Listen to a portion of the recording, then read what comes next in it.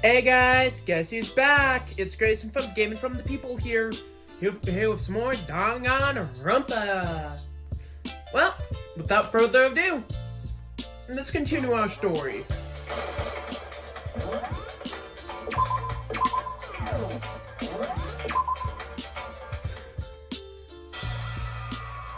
And for who knows how long, nobody said a word.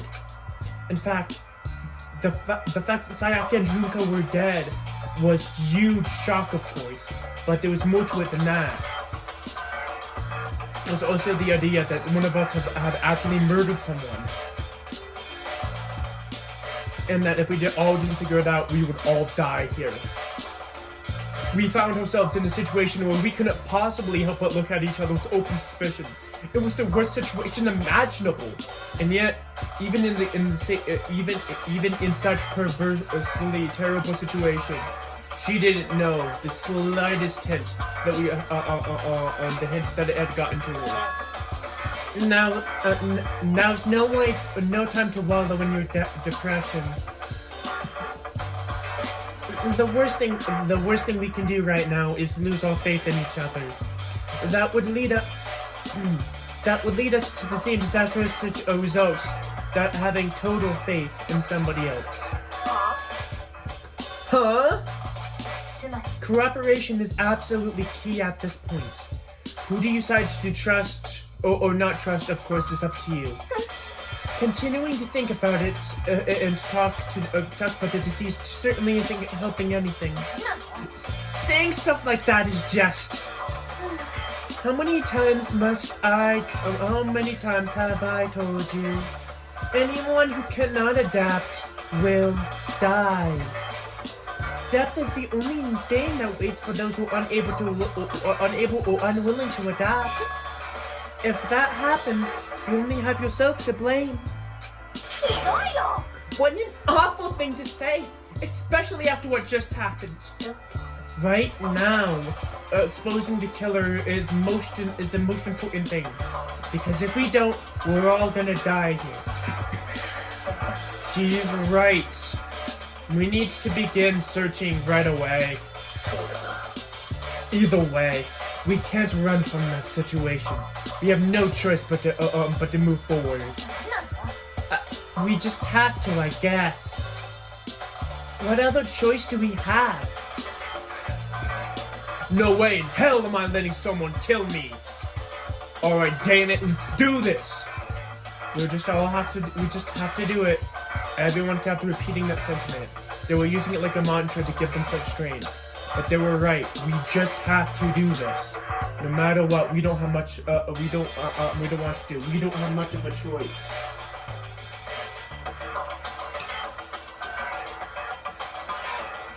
If that's what it takes to survive, then that's what we have to do. On top of that, there was something I needed to figure out.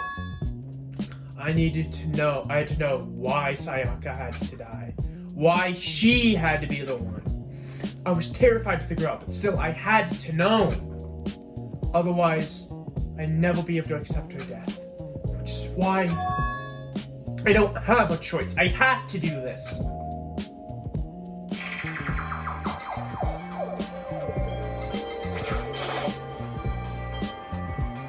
I placed my hand on Juko's lifeless body. I touched her wrist, or checking for a pulse like they do in the movies and stuff, but she really is dead. There wasn't anything else to say, she really was gone. I don't know why you even bothered to check after all of those injuries and losing that much blood. Frankly, I'd be shocked if she did survive something like that. Hold on. Hold on. Just wait a second. She's dead? That means this everything that's happened so far is real. It's not a joke. What if it's actually real? Hell no, somebody save me! Let me out of here! Somebody help me! You're just accepting that now?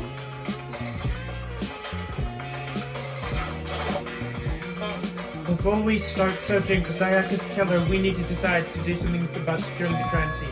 What do you mean?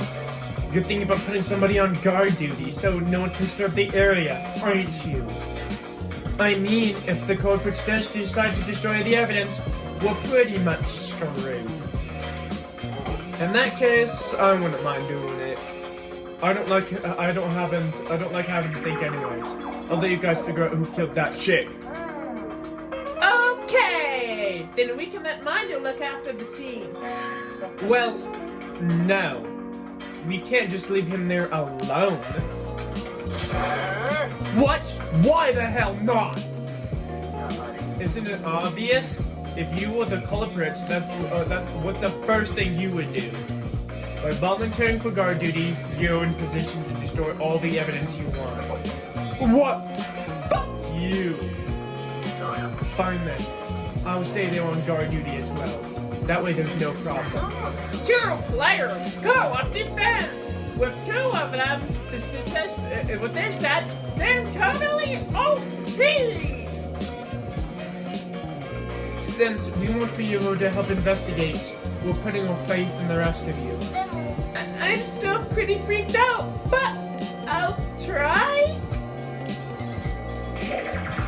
Hold on, huh? Before we begin, isn't there something we need to discuss? Oh, yeah.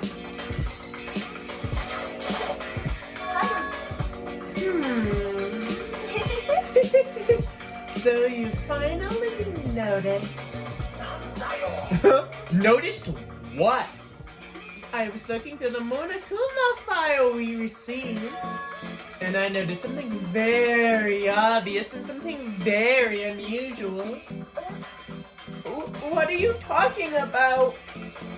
Go ahead, take a look. Notice anything interesting about it said where Sayaka died?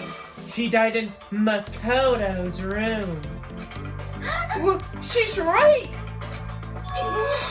Then could it be? Once, everyone's gaze turned stone. Hold on a sec, you got it all wrong! But for one night, I traded rooms with her. I did this because she was afraid. You expect us to believe that? Just tell us the truth.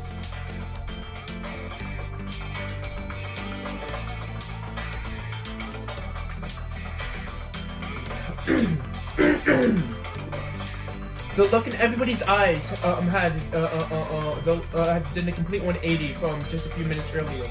Their feeling suspicion and fear had returned. In other words, you think I did it? Are we done talking? We need to begin our investigation. At this point, we should split up. We'll get to the bottom of this and figure out who killed Sayaka. We need to collect clues and form a foundation. Then construct an argument to come to a final decision. If we get this wrong, well, do I really have to say anymore? I'd rather you did it. No! Everyone, time for good luck. And with that, Kyoko hurried out of the gym. I'll be going too. And just like Kyoko, he was gone before we had realized it. Oh, yeah, I'm on guard duty, huh? Better head to the scene of the crime. Ah, that's right. Let me see this right now. If whatever sort of this bitch is right here right now, and they think about destroying that evidence, they better not let me find them.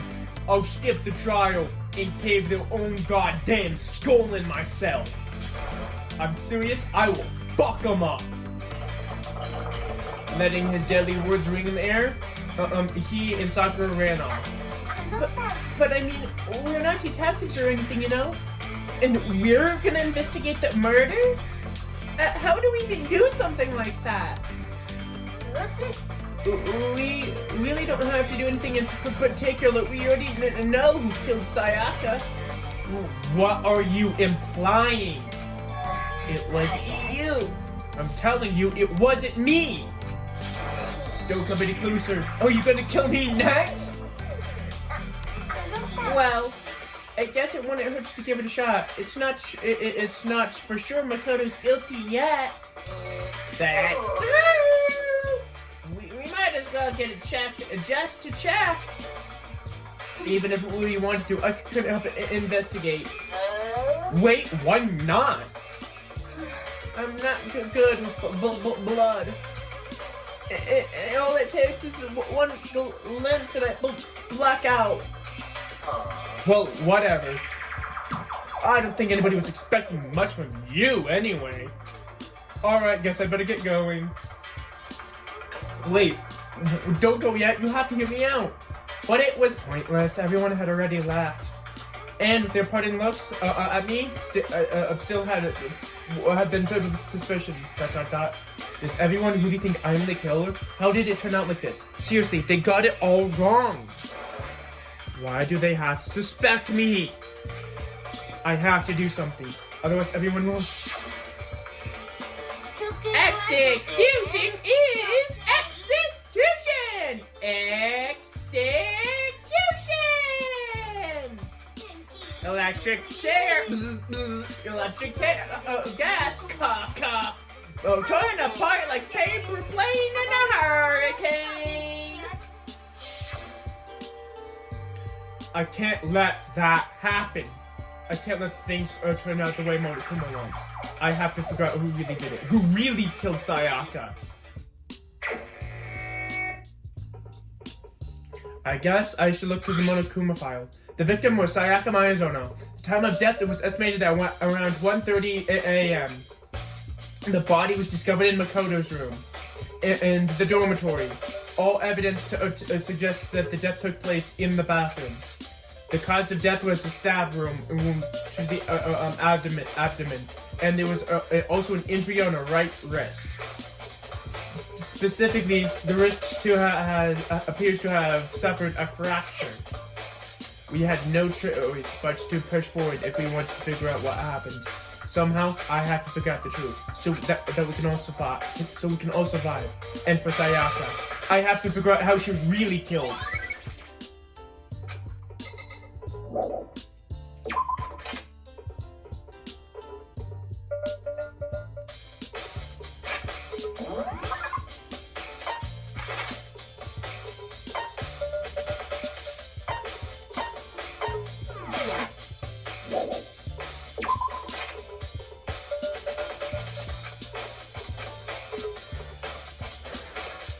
So I headed to my room where Sayaka's corpse still remains. I better examine the state of my room a little closer. That might reveal something new. There were scratches and gouges on my walls and bed. Is that evidence of a struggle? It looks like there must have been some kind of fight in my room. Damn it! I was right here in the other room. If only I'd heard something. That would have not been possible. Huh?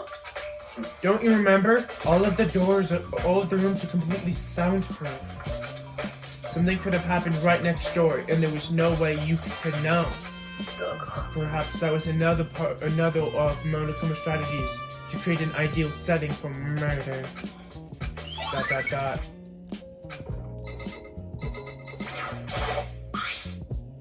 The key on the ground has my name on it, so this must be my room key. If I remember correctly... Ah, that's right. We'll have to trade keys. When we switched rooms, we switched keys too. So Sayaka would have definitely had a key in my room the entire time. But wait, if that's true then, how did the killer get in my room in the first place? Could Sayaka have forgotten to lock the door? No, that seems impossible. The same goes for you, Sayaka. No matter what happens, don't open your door for anyone. Even if I'm sure it's you, I won't open it. Otherwise, what even be the point of switching? After saying all of that, there's no way she would have forgot to lock it or open it for any reason. Maybe she did drop the key somewhere and somebody else grabbed it or something. No, that's not possible either. Sayaka was inhuman, we switched rooms. And with how skilled she was, she wouldn't have gone walking around, so there's no way she could have dropped it. So how did the killer...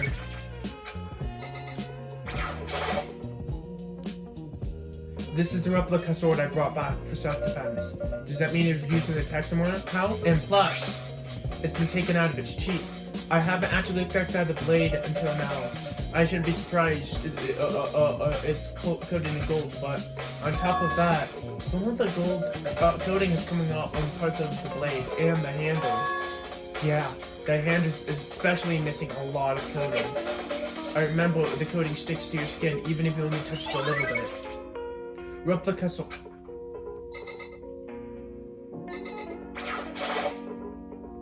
This is a replica sword I brought back for self-defense. Does that mean it was used to attack somehow? And it looks like the sword has been taken out of... Huh? There were scratches on the sheath. It must have been made from something sharp. But how did the sheath get damaged in the first place? Even if somebody used the sword in the struggle, it doesn't make any sense that the sheath would be damaged. I mean, if you're going to attack somebody with a sword, the first thing you'd do is unsheath it. A heavy sheath like that would only get in the way. It could just slide off in the middle of the fight. So why are there scratches on the sheath?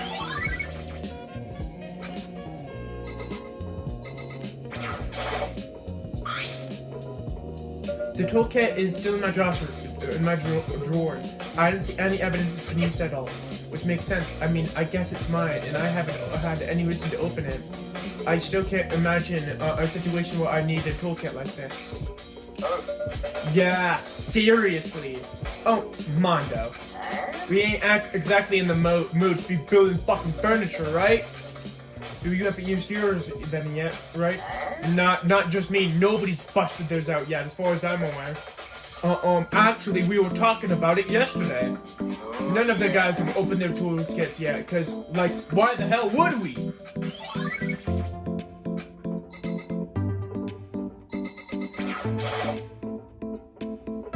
Sakura, do you think I'm guilty too? I try not to make assumptions like that. I simply don't know whether or not you did this. Whatever the rest you come up with, I will probably believe. I see.